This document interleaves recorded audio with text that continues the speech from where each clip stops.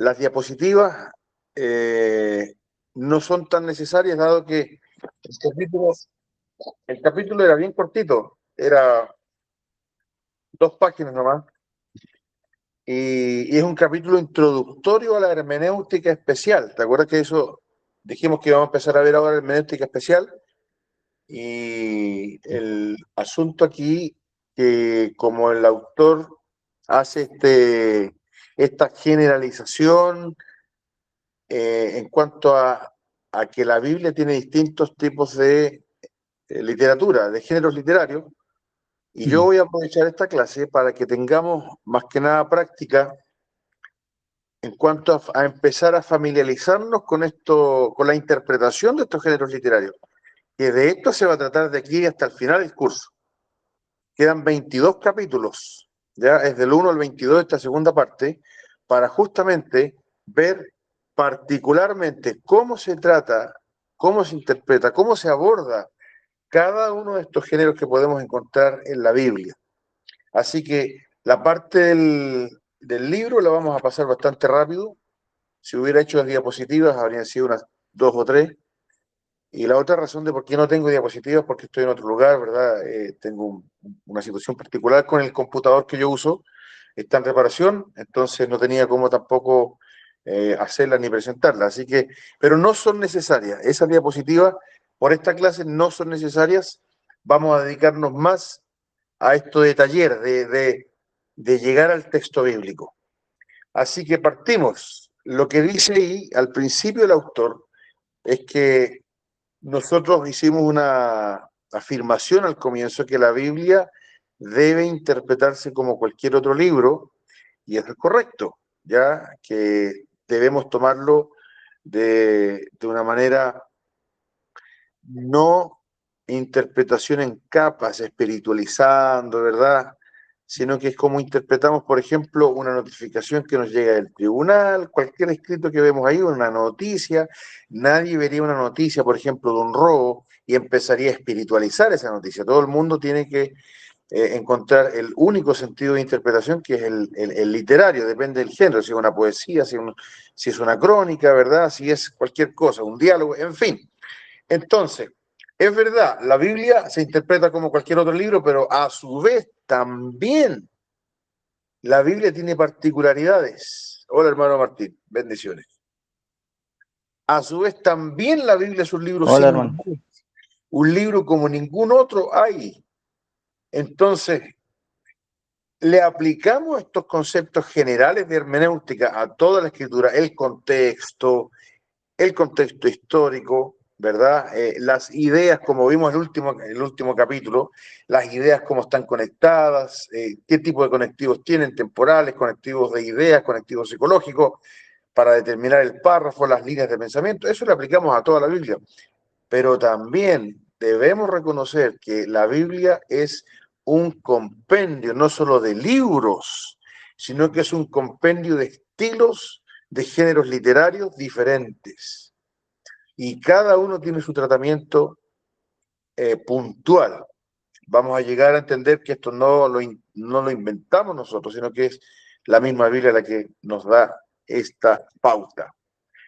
Ahí el autor también dice que cita al Sir William Jones, dice que estoy persuadido que esta obra, dice más adelante, es de la más exquisita belleza. Y yo estoy de acuerdo, los que amamos la palabra de Dios, reconocemos esa belleza literaria que tiene la palabra de Dios, ¿verdad? Vamos a ir entonces avanzando a través de este capítulo primero, y dice allí que Biblia también obedece a que hay distintos tipos de autores, que son más o menos 40, cada uno con su estilo, cada uno con su trasfondo cultural, cada uno con su educación, con su lenguaje particular. También hay 3 idiomas en la Biblia, mayormente el hebreo y el griego y un poquito de arameo. Son distintas épocas. La Biblia se escribió desde el 1500 a.C. hasta el 100 después de Cristo. O sea, es un periodo de 1600 años. Fíjense que nosotros tenemos ya problemas con los documentos históricos, problemas de lenguaje, problemas de expresiones, ¿verdad? Cuando leemos documentos históricos de Chile, por ejemplo, que en el caso de Argentina es lo mismo, ¿verdad? Nuestros países son jóvenes, no tienen más de 200 años de vida republicana y le sumamos 300 años más de etapa colonial, no encontramos más de 500 años en la historia de nuestros lugares, de nuestros países. Pero la Biblia son 1600 años.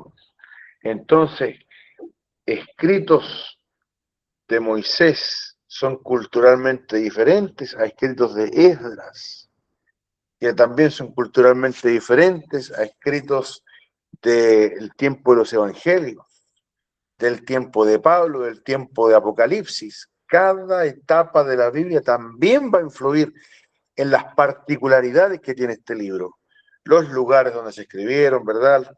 Las circunstancias, en fin. Cada una de esas variables va a influir para que nosotros nos acerquemos a esta derivada de la hermenéutica, que es la hermenéutica bíblica.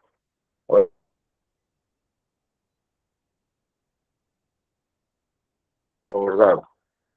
Ahí ponía algunos ejemplos de Isaías, el autor, porque decía que el libro de Isaías, como es una profecía, también tiene un contexto particular en cuanto al ánimo del autor, al ánimo de Isaías, a estar tan consternado con la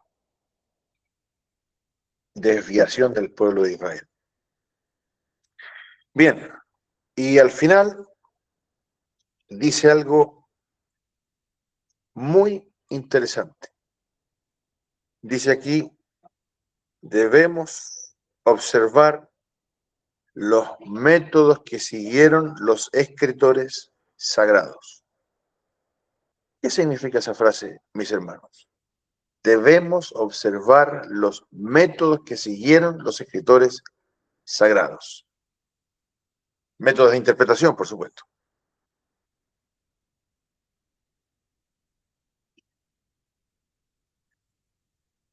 ¿Quién va a responder?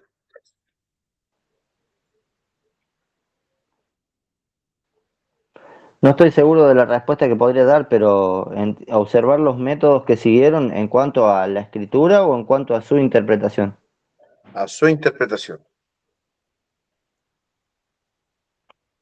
Bueno, o sea, no sé si te estás refiriendo, por ejemplo, a una parte, creo que era en Daniel, que hablaba de que había estado mirando en el libro de Jeremías ¿Ya? y había comprendido una serie de cosas. Bueno, o sea, a eso te referís, a cómo ellos interpretaban las escrituras. Sí, el asunto es que si bien esa parte de Daniel, ese ejemplo, no estaba no está en el capítulo, pero es justamente a lo que se refiere. Porque ¿de dónde viene nuestra hermenéutica bíblica si no hay otro libro como la Biblia, donde nosotros podamos decir, bueno, tenemos que, la parte especial de la escritura tenemos que interpretarla, por ejemplo, como interpretamos el periódico? No, no, no es así, porque no hay esa literatura en los diarios, en los periódicos. Pero ahí el autor proponía que nosotros debemos observar cómo los mismos autores bíblicos interpretaron la escritura. Y aquí Martín pone un ejemplo correcto, correctísimo, donde indica que al Daniel mirar el profeta Jeremías, que la Biblia nos dice en Jeremías 25 y Jeremías 29, en esos dos textos, que Dios había condenado al pueblo de Israel a un exilio de 70 años. Y Daniel leyó el texto y dice 70 años, o sea, es literal. No, no está haciendo capas de interpretación, no está espiritualizando el texto. Solamente que había un ajuste que precisar, que es ahí donde Daniel capítulo 9 nos introduce cómo Dios no solamente le dice que está correcto, sino que al ampliar la información de la profecía, le da aspectos que no recibió Jeremías, pero sí los va a recibir Daniel, aspectos apocalípticos. Entonces, al poner Martínez ejemplo, nos está confirmando lo que dice el autor, que la escritura en sus particularidades nos da indicios de cómo poder interpretar estos géneros tan especiales y únicos en la Biblia, ¿verdad? Entonces, es verdad, dice el autor, debemos observar los métodos que siguieron los escritores sagrados. Otra cosa que dice el autor también, que lo encontré muy interesante, dice, las proposiciones desnudas, típico de sala de clase eso, típico de seminario, yo lo viví, las proposiciones desnudas o las reglas formuladas son de muy poco valor mientras no se hallen sostenidas e ilustradas por ejemplos que se comprueben por sí solos. ¿Y por qué tomo esta parte? Porque es lo que me toca a mí hacer como pastor. Cuando yo quiero enseñar a interpretar la escritura, poco voy a avanzar diciendo la regla de interpretación. La regla por sí sola, la gente la va a entender, algunos no. Probablemente va a llegar a captar a lo que se refiere, pero dice después, es digno de notarse que las escrituras suministran numerosos ejemplos de interpretación de sueños, visiones, tipos, símbolos, parábolas. En tales ejemplos debemos hallar nuestros principios y leyes de exploración. El punto es que nosotros debemos mostrar en la Biblia, con ejemplos, la manera en que los mismos autores bíblicos interpretaron hacia atrás. Y es la única forma de empezar a captar, porque como yo les dije al principio, la interpretación, si bien es un método, puede ser correcto o incorrecto, pero es un método. Y como todo método, necesita ser practicado. Es una técnica, es un arte, dicen por ahí. Yo estoy totalmente de acuerdo. Si bien el Espíritu Santo está detrás de la iluminación, nosotros tenemos la responsabilidad de poner en práctica cada vez más, así como aprender un instrumento musical, como aprender una disciplina deportiva, una técnica de construcción, lo que sea que haya que adquirir, tenemos la responsabilidad del ejercicio. Y en la iglesia tenemos la responsabilidad de estar enseñando continuamente con ejemplos, preguntas, interacción, para que la gente aprenda a interpretar. Vamos a ver algunos ejemplos donde la Biblia nos da ciertas pautas para poder nosotros decir cómo la Escritura interpreta la Escritura. Les invito, por ejemplo, a buscar Daniel 48. Daniel no tiene 40. Génesis. No sé por qué dije Daniel. Génesis 48. Era para ver si estábamos atentos. Sí.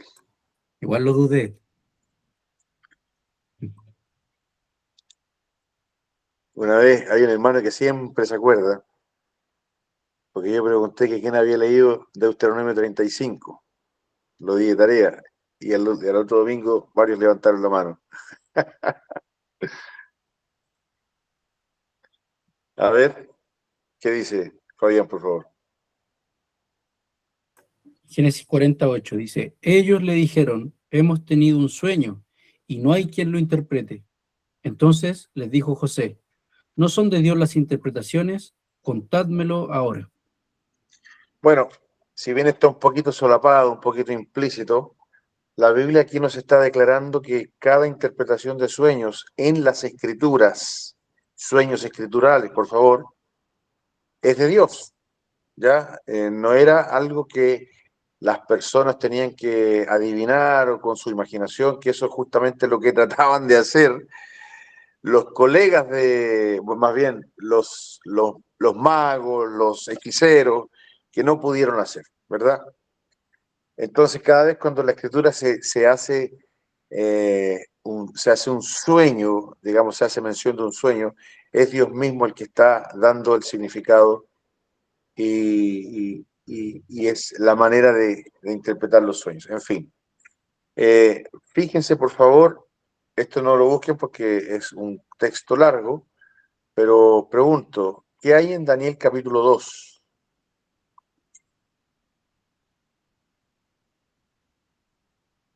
Si quieren lo pueden ver en la Biblia para que me puedan contestar. ¿Era lo de la bestia? Más o menos. Encima se me cerró la Biblia.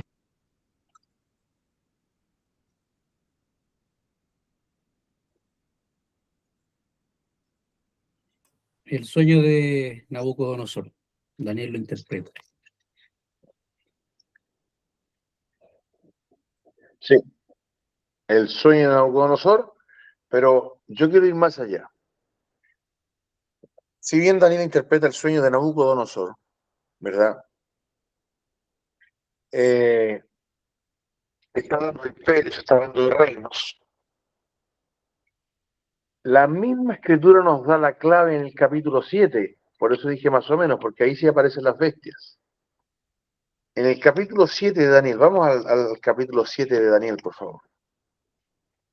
A veces de forma explícita, como en el caso de algunas parábolas, como caso, si te fijan en el Daniel capítulo 7, nos dice el primer versículo: en el primer año de Belsasar, rey de Babilonia, tuvo Daniel un sueño y visiones de su cabeza. En fin, no nos está diciendo en ninguna parte de manera explícita que este sueño es lo mismo que soñó Nabucodonosor. No nos dice en ninguna parte. Pero el contexto sí lo dice, porque fíjense por favor el versículo 9. Estuve mirando hasta que fueron puestos tronos y se sentó un anciano de días cuyo vestido era blanco como la nieve y el pelo de su cabeza como lana limpia y su trono llama de fuego, ¿verdad? Y las ruedas del mismo. La misma escritura nos dice en el libro de Ezequiel que se trata del trono de Dios, lo mismo que Ezequiel, ¿verdad? O sea, estamos hablando inmediatamente que el versículo 9 nos está diciendo este es el trono de Dios. ¿Qué más?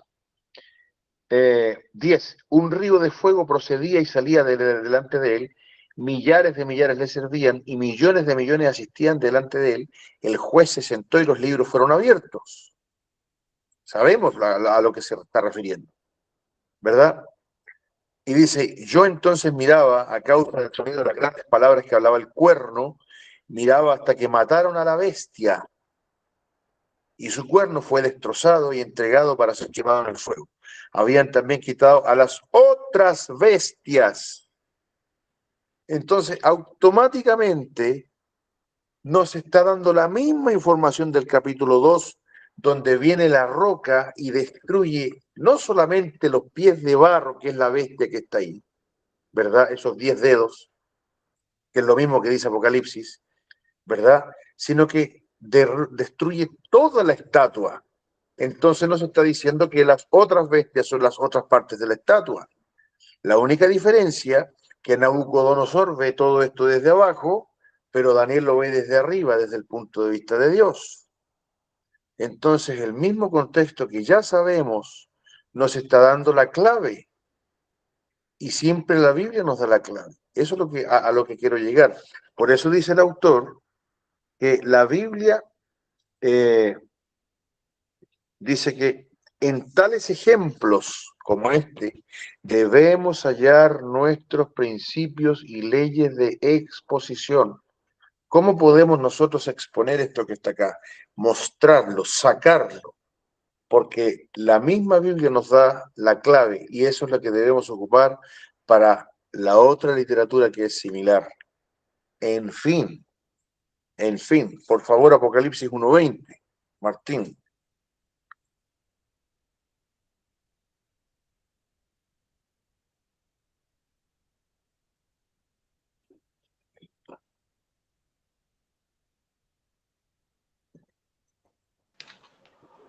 Dice, el misterio de las 7 estrellas que has visto en mi diestra y de los 7 candeleros de oro.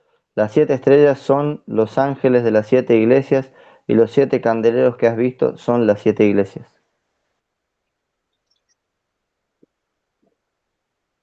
Se dan cuenta, gracias, que en mucha de esta literatura apocalíptica está la explicación ahí mismo, para que nosotros no tengamos que usar imaginación, ¿verdad? Y en otras el contexto nos va a decir, pero la Biblia justamente este libro, ¿y por qué lo hago con énfasis esta parte? Muchas veces escuchamos de los hermanos que espiritualizan, que hay mucha tendencia hoy en día, yo diría que la mayoría de nuestro medio alrededor, porque son los que salen en YouTube, son los que salen en las cadenas de medios, estos hermanos que espiritualizan especialmente las profecías como Apocalipsis, como Daniel, como Isaías, en fin. Estos hermanos suelen decir una muletilla muy, muy constante, que Apocalipsis es un libro oscuro. Cuando la palabra Apocalipsis, ¿alguien sabe lo que significa? Revelación. Claro, ¿cuál es la intención de Dios en Apocalipsis? Revelar, nunca oscurecer. Entonces, ahí es donde tenemos la diferencia con este tipo de hermenéutica que en esta parte, lamentablemente, no es consistente con la otra hermenéutica que se utiliza para las otras partes de la Biblia. Entonces, bien, eso era en cuanto al capítulo, ahí está, todo esto es el capítulo, son 2 páginas solamente, y ahora vamos a dedicar a hacer una especie de taller, una especie de ver en ejemplos cómo nosotros podemos encontrar no solamente distintos autores, sino que distintos estilos, distintos géneros literarios dentro de la Biblia, y adivinen con cuál vamos a partir, con el más sencillo en el sentido de que es el que normalmente la gente primero se familiariza con él, y me refiero al género narrativo. La Biblia tiene bastante narrativo. Quisiera preguntar, por favor, cada uno que me mencione, a ver, 5 pasajes, cada uno 5 pasajes que sean distintos. Así que el que parte va a tener el beneficio de tener los 66 libros a disposición, y así. Pasajes Bueno, narrativos. puede ser este que lo habían atacado los ladrones, ¿cómo es? No me sale la palabra ahora. El que descendía de Ya, ojo con eso. Sí, estamos aquí para aprender. Justamente a ese Samaria, ¿cómo es género, que dice? sí, justamente ese género se llama parábolas. ¿Ya? Cuando nosotros decimos narrativo, Ah, claro, sí, sí, nos sí, sí. estamos refiriendo a historia Bien, literal. ¿Ya? Porque yo puedo enseñar algo y les cuento una parábola, ¿verdad? La claro, puedo sí, sí, ahora me decir. acuerdo que era parábola. Bueno, Ya, no, es, historia.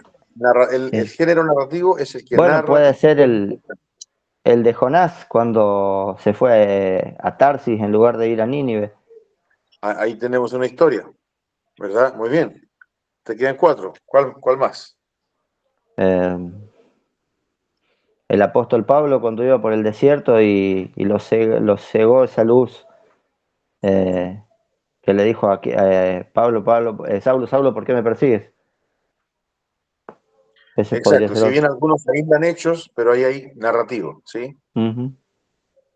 La elección de los discípulos podría ser por Ya, parte del Señor. esa es otra parte que se aísla también porque corresponde a los evangelios. ¿Estamos aquí para aprender? Los Ah, no evangelios se tiene que ser de tratan los evangelios. justamente los evangelios se tratan diferente, tienen una hermenéutica especial. Narrativa, entonces, Ok. tenemos en Hechos, la parte de Jonás, yo iba a esperar que terminaras, pero si viene en narrativa, porque hagamos cuenta, Isaías, que es un libro profético, también tiene narrativa. Tiene narrativa, sí, sí. Entonces se suele clasificar que toda la historia de Ezequías con el Rabsaces y todo eso, capítulos 35, 36, se tiende a tratar como parte de la literatura Profética. profética, Mm, ¿ya? sí, Entonces, sí. pero es correcto que es una narración. Tenemos Éxodo, por ejemplo. ¿Qué otras cosas En más narrativas tiene la Biblia? Éxodo, cuando narra la salida del pueblo de Egipto, por ejemplo. Ajá, muy bien. Eh, ¿Qué más? La construcción del tabernáculo. eh, Ahí hay una salvedad también que hacer. Esa parte sí, del tabernáculo tiene que ver con la ley. Sí. Está bien, por eso se llama hermenéutica especial. Sí, bueno, pero digamos, yo me refiero a la parte donde el Señor le da todas las especificaciones, cómo lo tienen que hacer, y ellos Es lo cuerpo legal. construyen, Sí, a eso es esa cuerpo parte. legal, aunque parece A una esa- narrativa, pero es cuerpo legal. A ver, lo que sí tenemos narrativa es en el libro Levítico, ¿verdad? Cuando el pecado de Nadab y Abiú, eso es narrativo. Ujú. Muy bien. ¿Fabián? Ya, hermano las dijo todas. No, quedan un montón. Ya, se me viene a la mente la deportación a Babilonia cuando relata que va Nabucodonosor, Sitia, ¿cierto? Se lleva primero a Joacim. ¿Son narrativas? ¿Libro? Sí. Crónicas. Crónicas Exacto. 36. Crónicas Libro, en narrativa. sí. Reyes también. Se me viene a la mente el capítulo 21, si no me equivoco, la venganza de los Gabaonitas, cuando el pueblo está pasando hambre y David no sabe por qué es, y era a causa de Exacto. Saúl, y relata todo eso. Se me viene a la mente también Samuel, el llamamiento de Samuel, ¿cierto? Cuando relata ahí que el Señor lo Todo llama. es narrativa, ¿sí? ¿Dos Tú lo sabes. más? Eh, Ahí me vino una confusión a la mente porque de repente el libro de Ezequiel, por ejemplo, relata hartas cosas que hace Ezequiel, pero también tienen un propósito. No sé si eso también Ahí mayormente es profético. Sí, es profético. todo, porque lo mismo que Jonás, en el caso de Ezequiel, sobre todo que él es una señal, él mismo es una señal, ¿verdad? Cose pan con estiércol, todo eso, esos son señales, Claro. porque es una historia narrativa, pero tiene mensajes proféticos, ¿verdad? Justamente lo que Entonces, no tiene la narrativa normal. puede ser el capítulo cuando llega el que arrancó del sitio a avisarle que Jerusalén ha caído. Ahí narra algo. ¿Puede ser eso? ¿O todo se toma como profético? Sí, sí, hermano, mira, parece que se cortó, pero ya, te Ah, entiendo. Hay algunos que han pensado que muchas de esas cosas a veces ni siquiera eran literales, sino que solamente se pone ahí en el libro, ¿verdad? Porque es para que la gente lea el libro y entienda que es una literatura profética. Muchos han dicho que incluso Oseas, esas cosas en realidad no pasaron, sino que simplemente están escritas ahí en el libro, para que la gente solamente lo entienda. Por eso, insisto, aunque haya pasado o no haya pasado, pero está dentro de la literatura profética. ya, perfecto. ¿Bien? Perfecto, perfecto. ¿Falta todavía? Te corta a veces la señal, ¿verdad? Perdón, se corta. Sí, Sí. Bueno, faltarían dos. Yo pondría Josué y Jueces. sí, Claro. justo te iba a decir, recordaba jueces, reyes, crónicas, toda esa parte.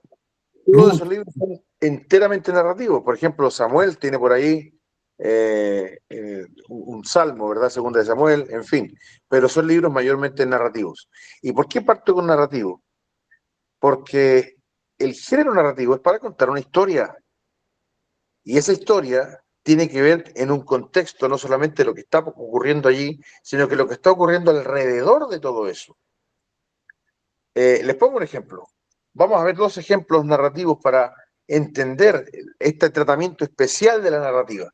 La narrativa, lo subrayo, cuenta una historia que es literal, ¿ya? una Es una consulta. historia. ¿Ah? Yo entendí, creo que entendí mal. ¿Sí? Había que mencionar libros o pasajes.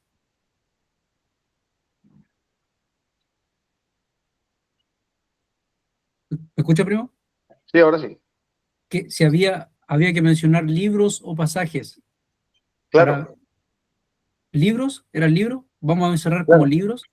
Ya. O libros o pasajes, pero a lo que quiero llegar es que, por ejemplo, Isaías cuenta la historia del rey Ezequías, ¿verdad? Pero Isaías cuenta que Jehová plantó una viña también. Entonces, pareciera una historia, pero no es una historia. Entonces, a lo que voy es que cuando nosotros tenemos un pasaje que es narrativo, como por ejemplo en estos libros, su propósito es contarnos la historia que ocurrió. Bien, su propósito es contarnos la historia que ocurrió. Y eso es literal. No hay un mensaje oculto en todo eso. Entonces, vamos a un ejemplo muy claro para entender esto, lo que sí y lo que no. Puede Que es, ser por ejemplo, José. vamos a ir a José también, hermano. Vamos a ir a José. Me lo sacaste de la mente, pero primero vamos a ir con David. ¿Ya? Amén. Entonces tenemos el capítulo 17 de Primera de Samuel, que es la historia de David mata al gigante, ¿verdad?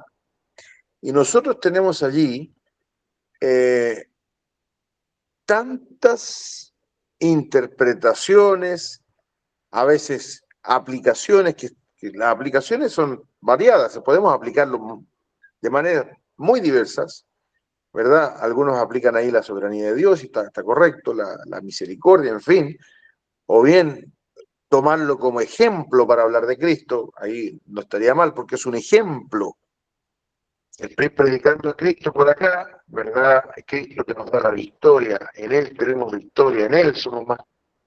Así como David venció solo y ganó la victoria, eso está perfecto, eso es un ejemplo. Estoy predicando Romanos. A mí me encanta poner ejemplos de toda índole. El que me conoce predicando sabe que yo pongo ejemplos muchas veces de películas, de situaciones, en fin. Entonces es mejor usar la Biblia, ahí está llena de ejemplos, pero se usa como ejemplo. Pero distinto es estar predicando en Primera de Samuel capítulo 17 y decir, ahí habla de Cristo, porque ahí no habla de Cristo. ¿Verdad que sí? ¿Me están siguiendo? Ya, entonces cuando nosotros hablamos del género narrativo, ¿cuál es el objetivo de hablar del género narrativo? Contar historias, salvo que la misma Biblia nos añada información ampliando el significado del pasaje en cuestión. Pero es la escritura la que debe hacer eso. No nos da derecho a nosotros de poner el pasaje en una perspectiva que la escritura no está poniendo. Y aquí viene la confusión. Yo les hago una pregunta y por favor, no hay problema en equivocarse. Imagínense que yo en los años que llevo predicando la palabra me he equivocado en estas cosas durante mucho tiempo y las he entendido mucho después. Les pregunto una cosa, ¿es David un tipo de Cristo? ¿Sí o no? Sí. Bien, Fabián. Sí, estaba pensando por qué sí, porque siempre he escuchado que sí y lo asumo que sí, pero sí, ahora lo pensé y sí, creo que veo una relación ahí. Ya, el 50%, perdón, ese sí o no es el 50% de la pregunta, porque yo ahora voy a preguntar por qué. Puede que el 50% esté bien, pero el otro 50% esté incorrecto. Aquí viene el otro 50%. ¿Por qué David es un tipo de Cristo? Es correcto. ¿Por qué? Bueno, entiendo que porque es un rey que tuvo un origen que nadie esperaba, o sea, el mismo profeta cuando había ido a ungirlo, empezó a mirar a todos los otros en vez de a él, o sea, es un profeta, no un profeta, perdón, un rey que aparece de una forma que inesperada, digamos, de un origen que nadie pensó que podía venir. ¿Entiendo? Muy bien. ¿Fabián? Sí, yo pienso en el pacto que Dios hizo con David, en el pacto de su reino, ¿cierto? Cuando le dice, afirmaré tu reino, en Crónicas 17, levantaré uno después de ti, de tu descendencia. O sea, afirma, no menciona a Saúl, no menciona a reyes que van a venir después de él. O sea, menciona el reino de David como que uno de su descendencia. Quizá por ahí hay una relación con Cristo, obviamente es Cristo, ¿cierto? Pero veo que Sí. por ahí él es el rey, o sea, también puedo ver que era un rey conforme al corazón de Dios. Después Ya, pero también, ojo, ahí hay una confusión. Ahí lo que está diciendo el pasaje, que eso sí es correcto, es que Salomón es tipo de Cristo, no David. claro, Porque si fuera uno de su descendencia. ¿cómo le decían a Jesucristo? ¿Cómo era su título de realeza. Hijo de David. Exacto. ¿Y quién es el hijo de David del que habla ahí el pacto davídico? Históricamente, Salomón. Salomón, claro. ¿Ya? Pero ¿por qué David es tipo de Cristo? Que sí es, por si acaso.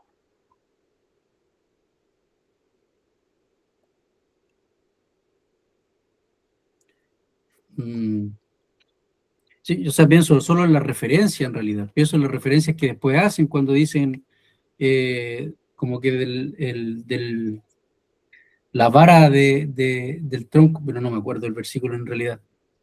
Pero no, tampoco creo que ese versículo lo diga porque es un tipo. Sin duda tiene que estar ahí relacionado con David, con su forma de reinar, probablemente. Pero no lo tengo claro ahora mismo. Ya, tú estás hablando de Isaías 11, ¿verdad? ¿Saldrá una vara del tronco de Isaí? Sí, claro. Ya, de nuevo, también se refiere al descendiente de Cristo, porque es un retoño.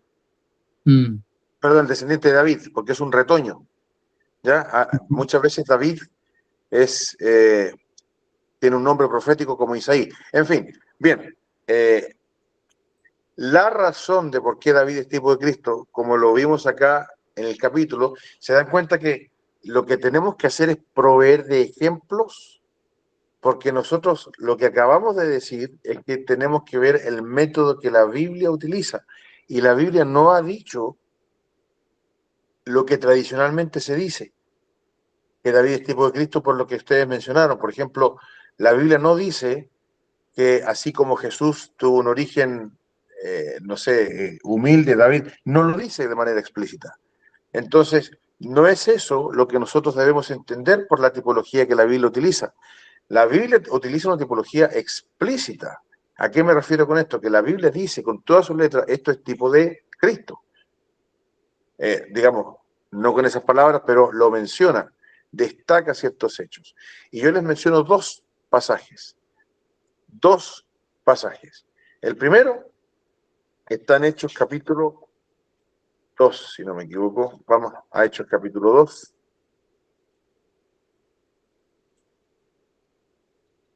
Aquí está Pedro hablando. Dijo el Señor a mi Señor, ese. No. Pero parecido. Hechos 2:25, ¿ya? Más atrás, bien. Hechos Sí. 2:25. ¿Están ahí? Miren el encabezado del versículo. Porque David dice de él. Esto es Biblia. Esto no lo inventé yo. Alguien pudo inventar. Y por eso, no hay mucha diferencia entre decir que David tuvo un origen esto, o David peleó la batalla solo, como Cristo peleó la batalla. No hay mucha diferencia en decir que la viuda de Sarepta tenía 2 leños porque la cruz de Cristo tenía 2 leños. No hay mucha diferencia en eso. Pero mira lo que dice la Biblia acá. David dice de él, y el versículo clave del pasaje es este, 27, porque no dejarás, que dice, mi alma. ¿Quién está hablando?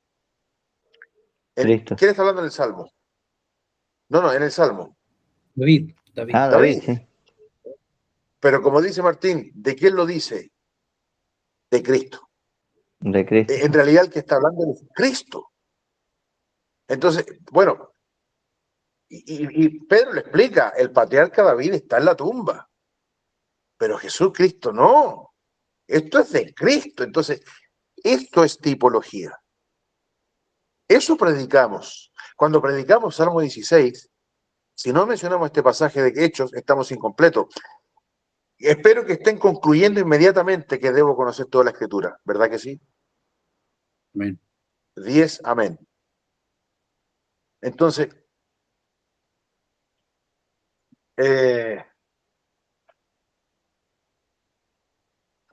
ha pasado eso.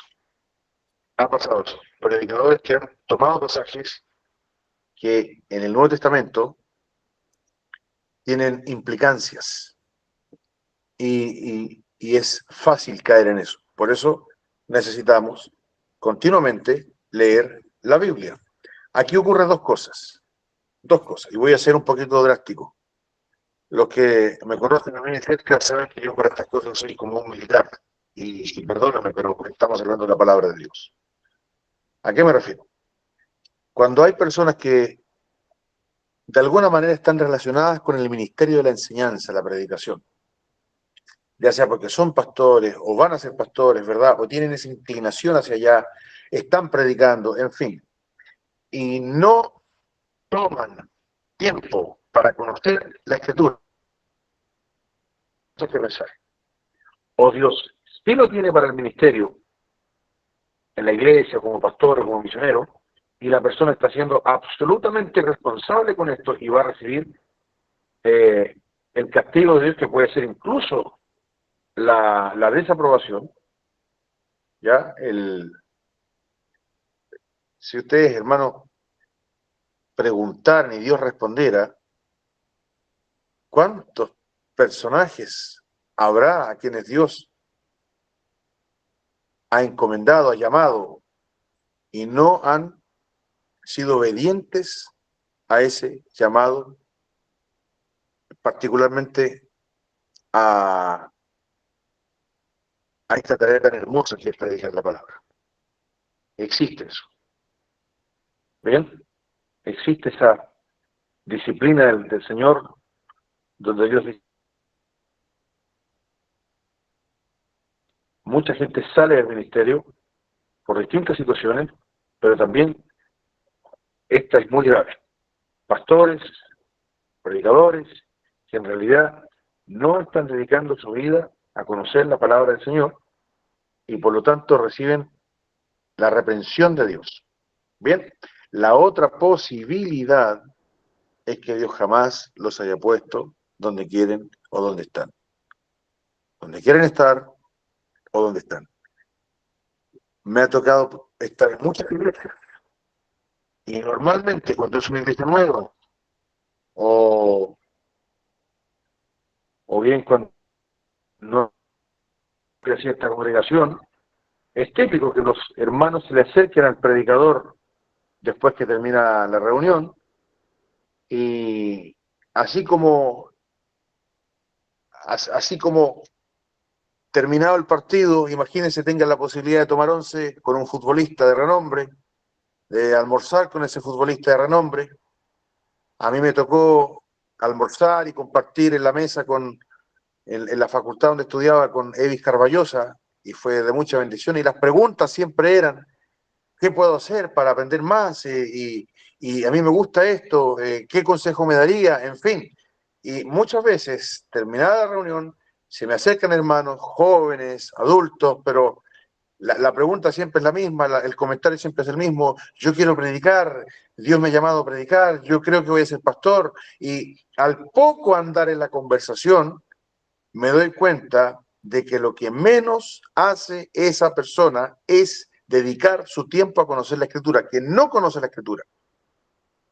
Y yo muchas veces se lo digo directamente.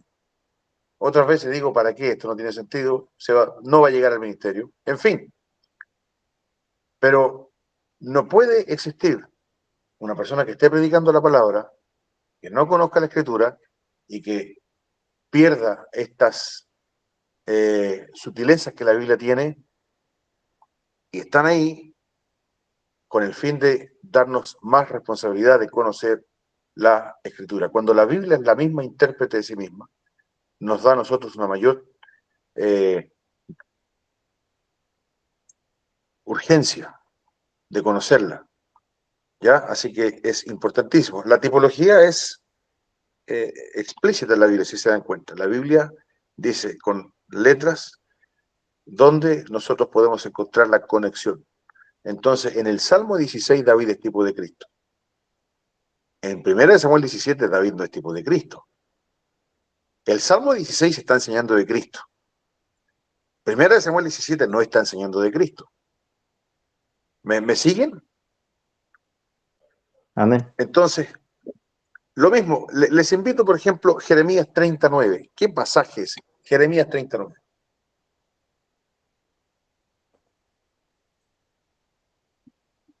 El que lo encuentre primero, por favor, que lo lea. Lo leo. Ya. sino que servirán a Jehová su Dios y a David su rey, a quien yo les levantaré. El milenio. Servirán a Jehová su Dios y a David su rey, a quien yo les levantaré. ¿Verdad? Uno de los nombres de Cristo en el Antiguo Testamento es David. Y nosotros sabemos por el Nuevo Testamento que David literal resucitado no va a ser el rey de Israel. ¿Quién va a ser el rey de Israel en el milenio? Jesucristo. Cristo. Jesucristo. Entonces, David ahí en ese texto es tipo de Cristo, texto profético, por cierto, no narrativo. Pero no significa que cada pasaje de David es tipo de Cristo. ¿Qué hacemos con el adulterio de David? Se nos cayó el tipo de Cristo, ¿verdad? Y aquí tengo que mencionar algo, que lo voy a mencionar ahora con el ejemplo magistral que nos dio Martín, José. Yo respeto, por si acaso, les he dicho más de una vez que el éxito del ministerio aún trasciende estos vicios de interpretación, ¿ya? Hay muy buenos hermanos, excelentes pastores, que tienen también estos vicios de interpretación y tomarían 1 Samuel 17 y se saltarían todo el contexto y predicarían un mensaje de Jesús. Yo lo hice miles de veces, de verdad. Gracias a Dios, tengo buena memoria de lo que he predicado, lo que han predicado. Si tú predicas, aunque sea 15 minutos, yo me voy a acordar toda la vida de esos 15 minutos que prediques. Y tengo esa memoria, gracias a Dios. Y yo me acuerdo de todos los mensajes que yo he predicado sacados de contexto, aplicando mal la tipología. Y son mensajes que Dios bendijo. Son mensajes que, si bien no decía eso el pasaje, tampoco eran incorrectos doctrinalmente, por lo tanto es doctrina. El único gran peligro de todo eso es que la persona que está sentada en la banca no va a depender de la Biblia, porque va a abrir la Biblia allí, en vez de usar el contexto, en vez de usar el pasaje como hay que usarlo, me va a necesitar a mí para que yo le diga, esto es lo que en realidad es el pasaje, cosa que no es así. Y ese es el único peligro, grande en todo caso, que la persona no se hace dependiente directo de la Biblia, porque siempre necesita preguntarle al pastor, ¿está correcto lo que estoy interpretando? Y no va a aprender jamás a aplicar las reglas correctas, sino que después va a venir otro pastor y le va a decir otra interpretación y en fin, en fin, en fin. Como les digo yo, el éxito de un ministerio de enseñanza y predicación depende inicialmente, basalmente, fundamentalmente, de la relación que tenga esa persona con el Espíritu Santo, con Cristo, con Dios. Una relación de búsqueda, una relación de querer estar en su presencia, en conocer la palabra, en la oración. Si eso no está, puede tener la mejor hermenéutica y no va a funcionar. Su vida no va a cambiar, puede hasta ser desacreditado. En fin, entonces, ¿por qué? Porque vamos a escuchar muchas veces, y aquí tenemos que tener mucha humildad, mucha humildad. Cuando nosotros escuchemos a pastores predicando de esta manera, si es que conocemos la Escritura y entendemos que no hay pasaje que avale una interpretación tipológica, tenemos que respetar. Podremos, si somos amigos, ojalá conversar este tema y gloria a Dios que nos escuchen, pero así es esto. Así es esto. Bien, vamos al caso de José. Hay muy buenos predicadores que toman a José como un tipo de Cristo, ¿verdad? Pero el punto ahí es otro. Ahí en Génesis capítulo 37, ¿verdad? Donde José es vendido y después el 39 que sigue la historia, después del paréntesis del capítulo 38. Y se toma como tipo de Cristo. Pero ¿qué está haciendo José ahí? En el sentido de que, ¿cuál es la función histórica que tiene José? ¿Cuál es la razón de por qué Moisés incluyó la historia de José en Génesis? ¿Cuál es? ¿Qué función cumple en esta Es, gran cadena de la revelación? ¿Perdón? es introducir al pueblo de Israel en Egipto. Qué sencillo, ¿verdad? Qué sencillo. Sin José no hay Egipto. Sin José el pueblo de Israel no vive. ¿Cómo le van a vender a los israelitas en Egipto? ¿Y cómo le van a permitir a Israel vivir en Egipto ese tiempo de hambruna? ¿Cómo Israel,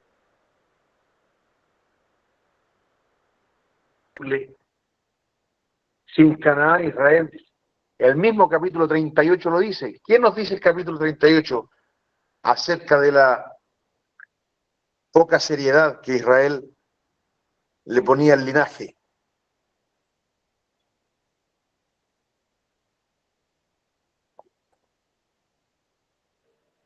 El capítulo 38 habla de Judá y Tamar. Ajá.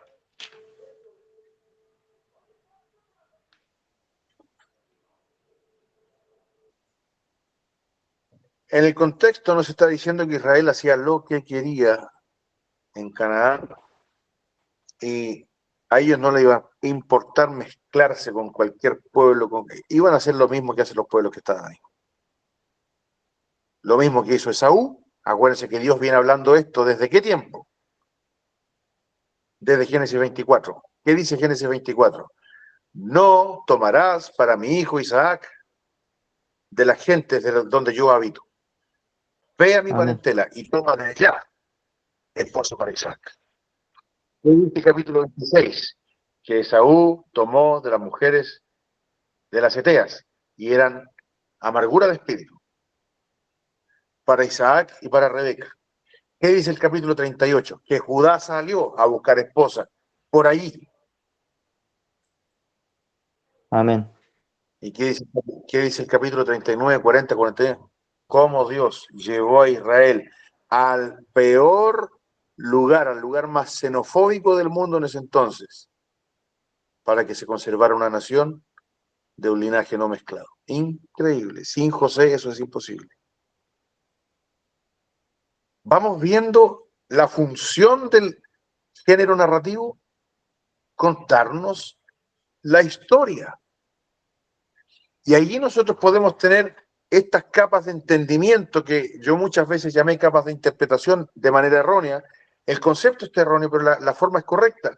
Nosotros podemos relacionar la historia de José con Israel, podemos relacionarla con Cristo, pero no haciendo tipología, sino que en el sentido de que Cristo es el rey de ese Israel que estuvo ahí en Egipto, que el mismo Cristo los sacó para reinar sobre ellos, después lo crucificaron, pero ese mismo Cristo va a venir después y mirarán al que traspasaron y por fin, como dice Jeremías 30, reconocerán a Jesucristo como rey. Entonces, tenemos capas de entendimiento donde ponemos la historia no solamente en el contexto del Génesis, sino que en el Pentateuco, la ponemos en el Antiguo Testamento, la ponemos en la Biblia completa y tiene que ser consistente con todos esos tratamientos. José es la pieza fundamental para que el pueblo de Israel sobreviva y no se mezcle y sea guardado. Vamos entendiendo todo esto. No son capas de significado, son proyección de ese mismo significado en todas las distintas niveles de revelación que la Biblia tiene, tanto en el Pentateuco, como en los libros históricos, como el Antiguo Testamento, como la Biblia completa. Y termina Apocalipsis, el capítulo 21, haciéndonos entender que está la iglesia y está Israel, y nunca se confunden. Por la eternidad vamos a ver la iglesia e Israel. Increíble. Entonces, es un punto clave que hasta la eternidad, por los siglos de los siglos, nunca va a dejar de ser José, el hijo de Jacob. Si nosotros tomamos ese pasaje y predicamos a Cristo, que Cristo claramente tiene características que ahí están, nos vamos a perder todo el contexto y la razón de por qué Moisés puso esa historia allí. ¿Estamos de acuerdo? Amén.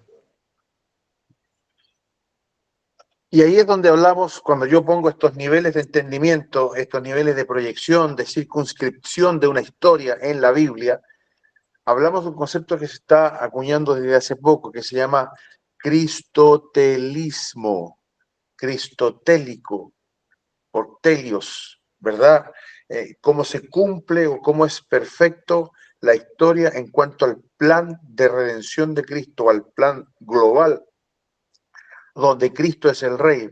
Dije de redención, pero la Biblia va mucho más allá de la redención, sino que es el Cristo como Rey, y eso es lo que significa que cada pasaje en su contexto aporta un ladrillito más en todo ese edificio donde Cristo es el Rey. Pero en ningún caso lo que está haciendo es ver a Cristo en cada pasaje de manera simbólica. Por eso se tuvo que reemplazar el contexto, porque se empezó a hablar de interpretación cristocéntrica. ¿Han escuchado ese término alguna vez en cuanto a la hermenéutica? Hermenéutica cristocéntrica, y hay libros que se escribieron. Por ejemplo, hay un libro que dice, vea a Cristo en cada pasaje de la Biblia. Y toman cada pasaje y se olvidan del contexto y van a decir, mira, aquí está Cristo porque Cristo fue vendido y en realidad José fue vendido por 20 piezas de plata, Cristo por 30, alguien podría decir hubo una inflación, pero es lo mismo. No, por ahí también está, ¿a quién apresaron? ¿Se acuerdan cuando José estaba en la cárcel? Al panadero y el copero, ¿no era? El pan y el vino de la cena del Señor.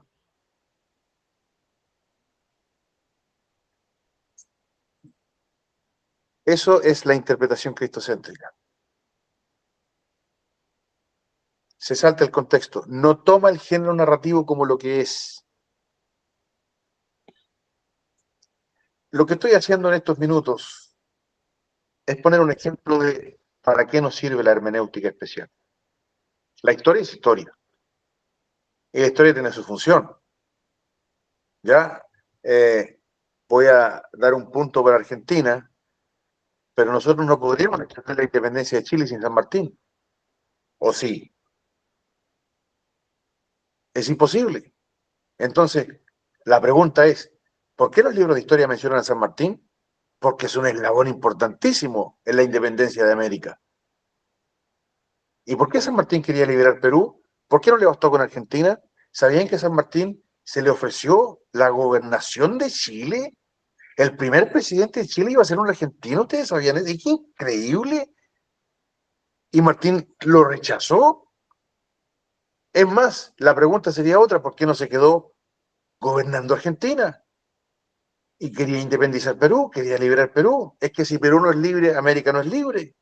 Amén. Si los españoles no salen de Perú, ¿qué sentido tiene liberar Argentina? Entonces, por eso entendemos la mención de San Martín. Cuando vamos a la Biblia, las implicancias son mucho mayores, pero no por eso dejan de ser históricas. Qué bendición, ¿no? Les dan ganas de conocer la Escritura para empezar a entender el porqué de cada cosa. ¿Por qué está David? Porque David es ese rey que, aun siendo conforme al corazón de Dios, no solucionó el principal problema del pueblo de Israel. Y a eso viene Cristo. No deja de ser histórico. En el Salmo 22, David dice, horadaron mis manos y mis pies, y ahí es tipo de Cristo, es otra cosa. Pero es un personaje histórico. En Isaías dice las misericordias a David. En fin. Es la Escritura. ¿Algún comentario, hermanos, para ir avanzando? Hace como 20 minutos que tengo un nudo en la garganta.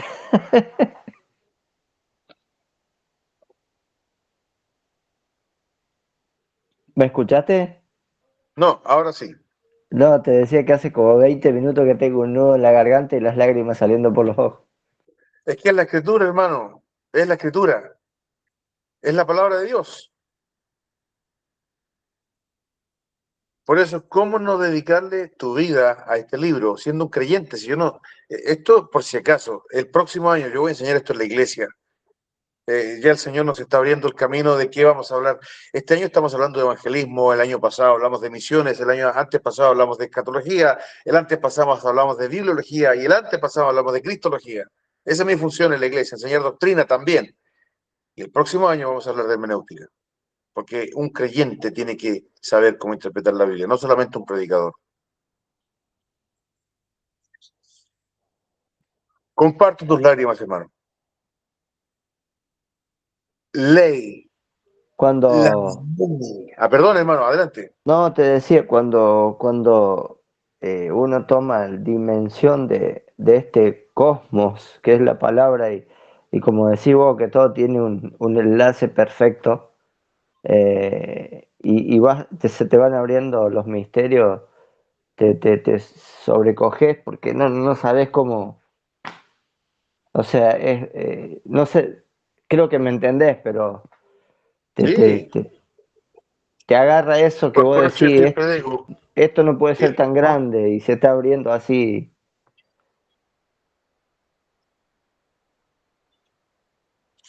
vamos a ver esto por la eternidad, hermano, y ahí es donde yo digo, y me llama la atención, hay creyentes desobedientes, creyente que ama la palabra, pero siempre se interpone algo, y a mí me ha pasado 10.000 veces y me va a seguir pasando, y luchamos contra eso, pero partimos de una base, amamos la palabra de Dios. A mí, yo estoy viendo, por ejemplo, una película con mi esposa, y a mí no me emociona para nada, yo puedo estar viendo eso, y los demás están llorando con Mufasa muriendo, ¿verdad? Y el Rey León, y yo estoy viendo eso, no me interesa. Pero la escritura, wow, eso sí, eso sí, eso sí.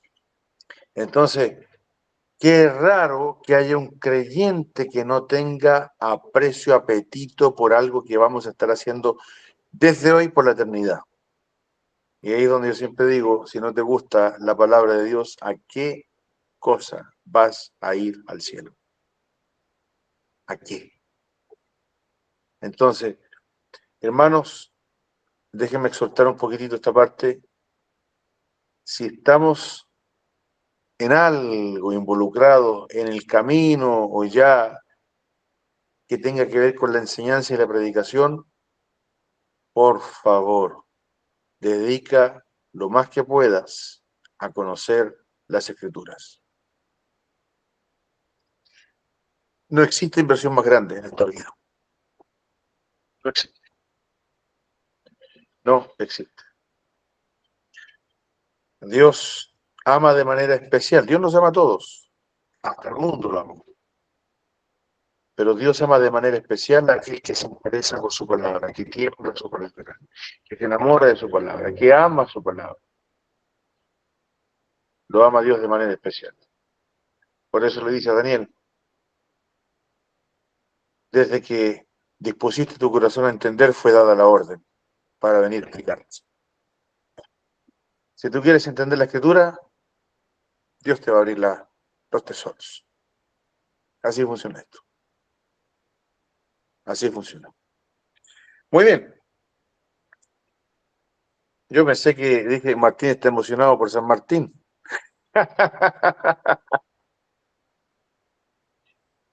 Ay, Fue mezclado. se fue mezclado, Claro, fue ¿cierto? todo como mucho, me superó. Exactamente. Así está.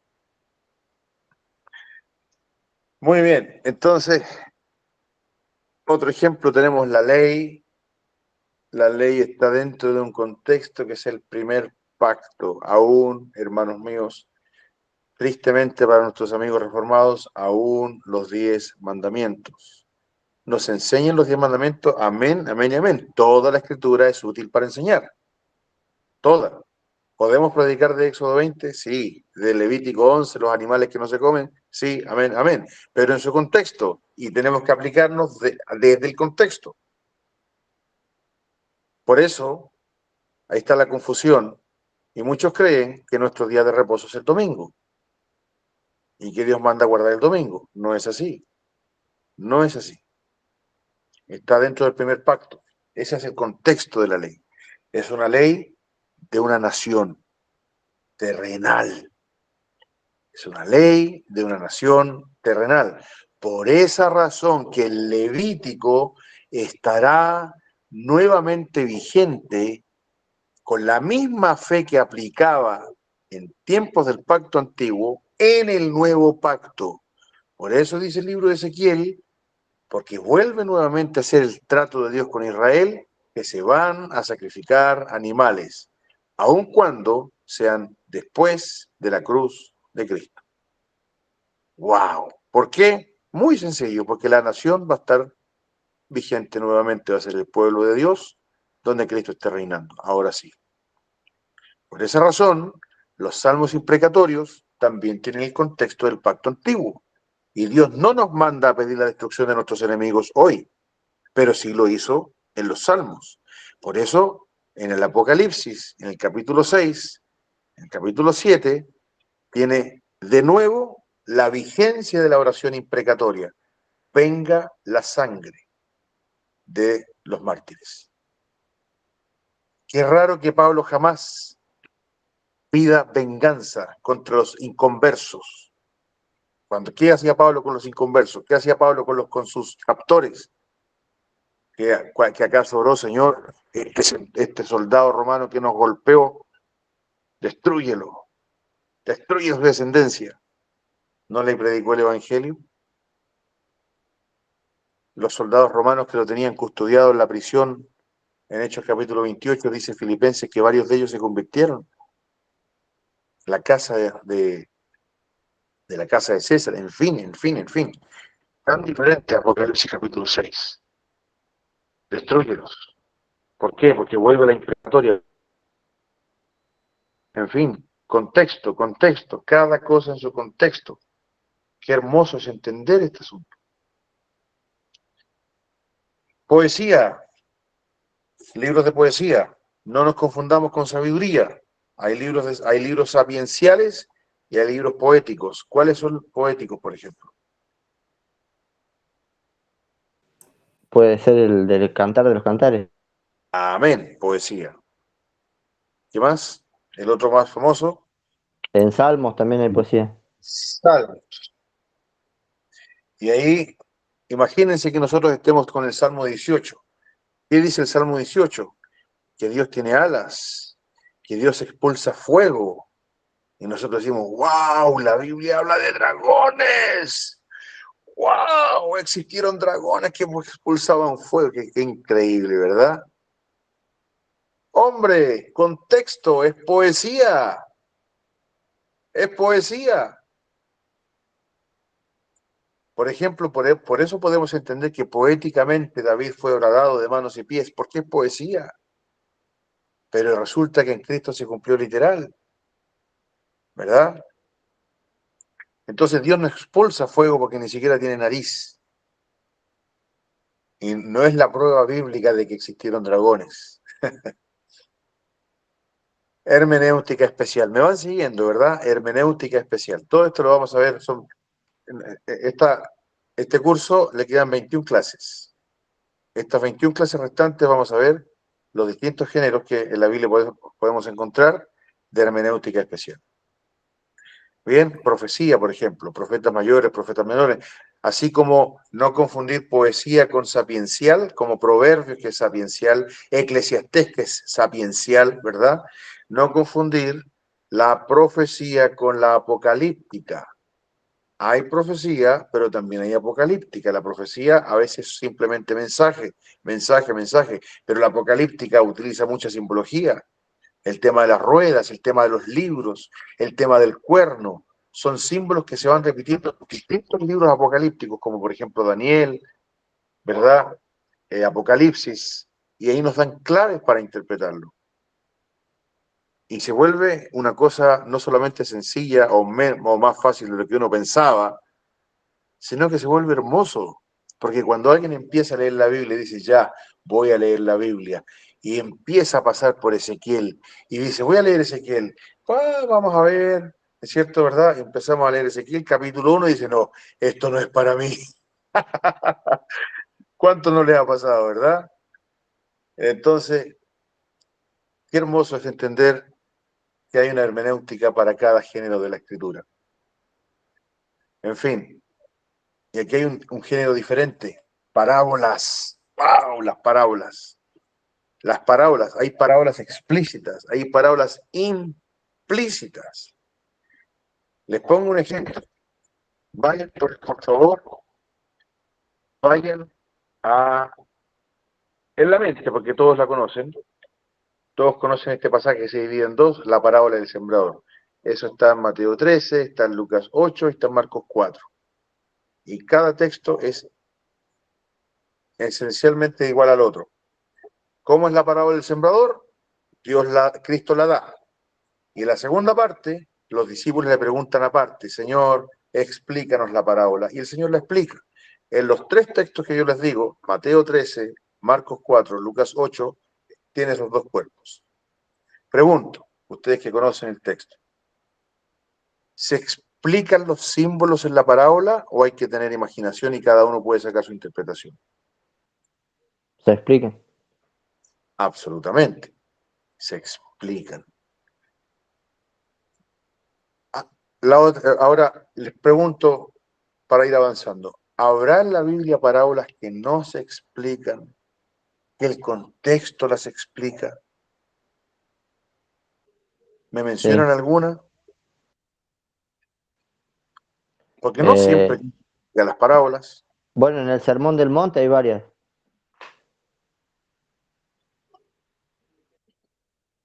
Sí, hay más que nada son comparaciones. Las parábolas es cuando Cristo les dice, les voy a contar una parábola, les voy a contar Esa es una parábola en sí. Yo ¿Ya? recuerdo una que siempre que la leo no la entiendo, pero estoy buscándola. ¿Cuál es? ¿Qué dice? Voy a ver cuál es, estoy acordando.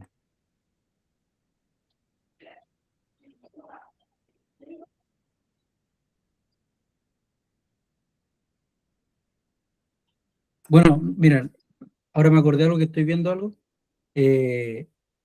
Cuando iba pasando por Mateo y leía las parábolas, veía que el Señor decía, el reino de los cielos es semejante a.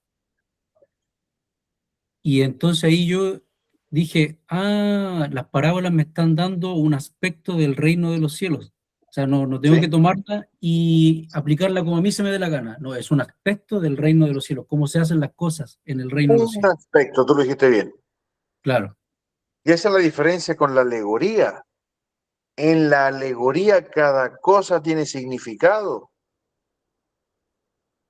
¿Me van siguiendo? Amén. En la alegoría cada elemento tiene significado. Y en las parábolas, cuando cada elemento tiene significado, el Señor mismo la explica. Pero cuando no la explica, el conjunto es un aspecto. Una cosa que quiere Dios decir. Una sola cosa. Acá estoy viendo, por ejemplo, en Mateo 19:13, que dice, Jesús le dijo, dejad a los niños venir a mí, porque de los tales es el reino de los cielos.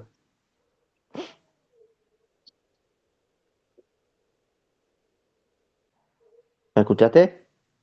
Solamente escuché dejar a los niños venir a mí. Porque de los tales es el reino de los cielos. ¿Ya? O sea, es como una especie de parábola que no se explica, porque él ahí o sea, está dando una imagen de que el que es como niño va a entrar al reino de los cielos, pero no lo explica. Ya, pero hermano, esa no es una parábola. La parábola es una historia que él está contando Claro, él está simplemente haciendo una comparación, está diciendo algo explícito, algo literal. ¿Por qué? Porque había niños que les estaban impidiendo que Cristo los bendijera. ¿Ya? amén. Entonces, parábola hubiera sido si hubiera contado una historia para enseñar eso. La parábola es algo que Cristo cuenta, que no está pasando ahí, que no es, pero que lo toma como ejemplo para enseñar una verdad que no estaban aprendiendo de manera explícita. Pero ahí Cristo es explícito, no hay nada. Y lo que está diciendo ahí, como tú dijiste, el que no es como niño. Y eso es lo que dice ahí el texto. No es que los niños van a entrar al cielo, aunque la Biblia no lo niega, pero ahí está diciendo otra cosa. Dice de los tales, no dice de los cuales, ¿verdad? O sea, de los que son como niños, crédulos. En fin. Amén. Entonces, ¿encontraste, Fabián, la parábola? No me acuerdo cuál era en específico, pero, por ejemplo, la de la levadura, ¿Ya? sí, esa es bien sencilla. Obviamente, yo creo que la clave está en entender que hace a relación a un aspecto del reino de los cielos. Nada más. Sí. Cuando Cristo no explica la parábola, es Hermano, sí. me salgo un minutito a meter el auto adentro porque se vino una tormenta. Hermano, mira, terminamos. Me quedan 5 Amén, minutos. No te preocupes. amén, amén, Vamos a cerrar. Sí, vamos a orar y amén, cerramos. amén. Dale. Ve nomás. Bien, dejamos la clase hasta acá porque en 5 minutos no vamos a hacer nada y en realidad vamos a ir viendo las parábolas cuando se estén tratando. ¿Ya? Una Entonces, última cosa. sí, El, adelante. el Salmo, el Salmo 40, ¿valida a David como tipo de Cristo? Se quedó congelado, se quedó pegado. Sí, sí, sí. ¿Me escuchas ahora? ¿Aló? Sí, Primo, solo si el Salmo sí te 40 escucho. valida a David como tipo de Cristo, el Salmo 40. Sí, sí lo valida. Ah, ya. Y me Sí. queda la duda, ¿qué pensaba David cuando dice eso? Bueno, quizás no vamos a alcanzar en 5 minutos, pero una pregunta ahí. En el contexto inmediato de David, cuando él dice, sacrificio, ofrenda no te agrada, has abierto mis oídos. En el rollo del libro está escrito de mí. ¿Qué pensaba David cuando escribía eso? Porque sin duda yo veo, hace Bueno, referencia a muchos de Cristo. esos planos. Sí, a ver, hay algunos que sostienen que estos escritores escribían casi de manera poética y de repente veían y decían, wow, ¿qué es lo que escribí? Están imaginando, obviamente. Ujú. Yo creo que también el caso ahí tenía que ver con una mezcla de los dos. Si bien David sabía que estaba escribiendo de él, ¿ya? Él se hizo esclavo de Dios, eso es lo que está diciendo, ¿verdad? Todo eso que está ahí es él. Y el Salmo 40 parte con esta alusión a la sepultura, ¿verdad? Es literal, Ujú. casi literal. Mm. Pacientemente esperé a Jehová, él se inclinó a mí y oyó mi oración, eso es lo que dice Hebreos capítulo 5, fue oído a causa de su temor reverente, aunque no lo dice desde el sepulcro, lo dice desde la cruz. El tema, Mm. fue oído a causa de su temor reverente, tiene tres cosas. Número uno, la oración en Getsemaní. Número dos, la oración desde la cruz, ¿verdad? Que el Señor clama a Jehová, al Padre en este caso. Y número tres, desde el sepulcro, o más bien Mm. estando sepultado. Entonces, David,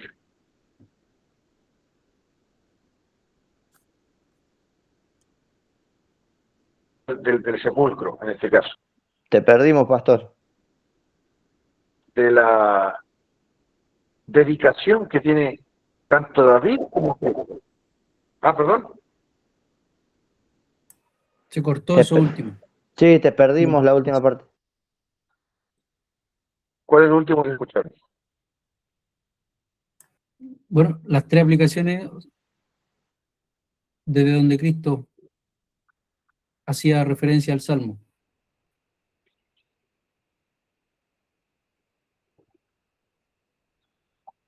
Ya, el tema es que el Señor fue oído, ¿ya?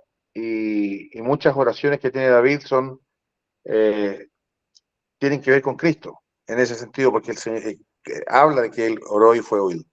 O sea, eso lo dice el Nuevo Testamento. Eh, ahora, los versículos del 6 al 8 que tú estás haciendo referencia, es David hablando de su disposición a obedecer y a ser esclavo del Señor, pero yo creo que sí ellos llegaban a entender que estaban hablando del Mesías. Solo que los fariseos que no tenían entendimiento nunca lo vieron.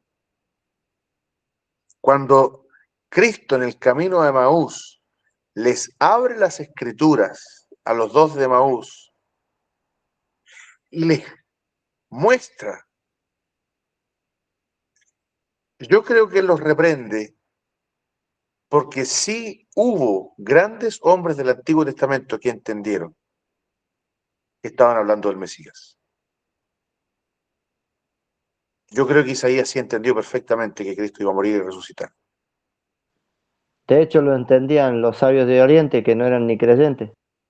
Sí, sí, está bien, pero que iba a morir. Ah, bueno, ahora si ellos le pasaron la mirra porque no entendieron, no lo sé.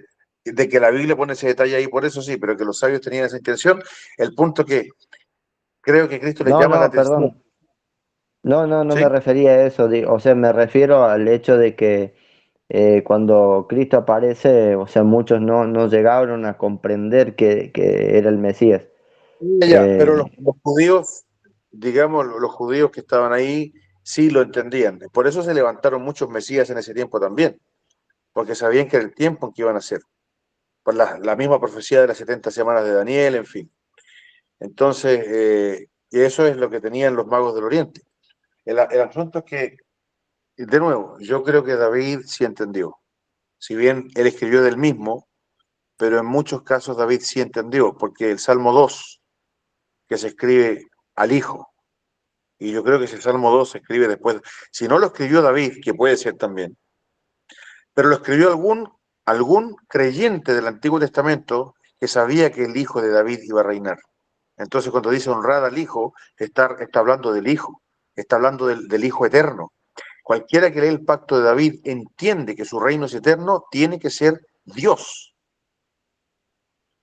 Si bien los judíos no vieron a Dios en Cristo, por eso lo crucificaron, porque eso es lo que no aceptaron, pero desde que se escribió el Antiguo Testamento, entendían que era Dios, porque el Señor le dice, ¿de quién es hijo el Cristo? De David. Bueno, si David le llama Señor, Salmo 110, ¿cómo entonces es su hijo? Entonces Cristo siempre da a entender que la Escritura siempre se comprendió, solo que no por ellos. Y eso nos abre un poco más el entendimiento de estas cosas inmensas, ¿sí? Quizás al ver en los evangelios todo el rechazo a Jesús y toda la ceguera que había en los fariseos, como que uno tiende a perder de vista que hubieron hombres también en el Nuevo Testamento que quizás sí entendían la llegada del Mesías, como se me vino a la mente Simeón y Ana. Dice que ellos esperaban la consolación de Claro. Israel, ¿cierto? O sea, ellos esperaban al Mesías, ellos sabían sabían quién era él, al punto de que ella profetiza que Ana le dice o corrígeme, No, que Simeón, le habla a María también, o no le dice una espada traspasará. exacto. Si bien no había detalles tan entendidos, que quizás María a lo mejor tampoco entendió a cabalidad, Mm. pero el asunto es que sí había una comprensión acerca de lo que el Mesías era. ¿Ya? El Señor Jesucristo lo que les dice en Juan, si creyeses a Moisés, creeréis en mí, por él. La comprensión de las Se perdió, Escrituras, no se pero que no entendió de la lo que... pregunta. se perdió su ¿Sí? último. No se entendió la pregunta que hiciste. Si No, creyeses a Moisés, creerías en Jesús le mí. dice, porque de mí escribió esto.